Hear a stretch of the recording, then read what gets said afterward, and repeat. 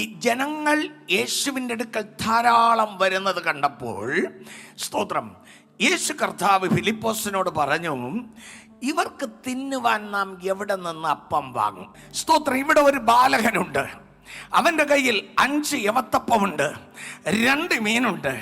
ഇതുകൊണ്ട് ഇവിടെ എന്താകും? Praise the Lord. അതിൻ്റെ അർത്ഥം എന്താണ്? ആവശ്യം വലുത്, ഉള്ളത് അല്പം. ഇന്നിവിടെ ഇരിക്കുന്ന പലർക്കും പരിശുദ്ധാത്മാവ് ഒരു ദൂത് പറയുന്നതാണ്, നിങ്ങളുടെ ആവശ്യം കണക്ക് കൂട്ടിയാൽ അത് വലിയതാണ്, അത് താങ്ങാൻ പറ്റാത്തതാണ്, അത് കണക്ക് കൂട്ടിയാൽ തലക്കടിക്കത്തക്കതാണ് സ്വന്തമായി.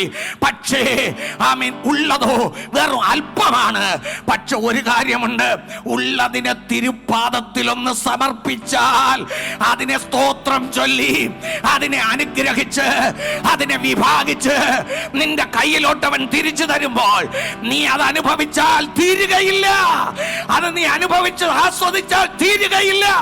ബാക്കിയെടുക്കത്തക്ക നിലയിൽ നിന്റെ ചിന്തകളെയും നിന്റെ നിരൂപണങ്ങളെയും ആമേൻ അതിനപ്പുറമായി നിനക്ക് വേണ്ടി നന്മയുടെ വാതിൽ തുറക്കാൻ ആമേൻ കഴിവുള്ളവനാണ് കർത്താവ്.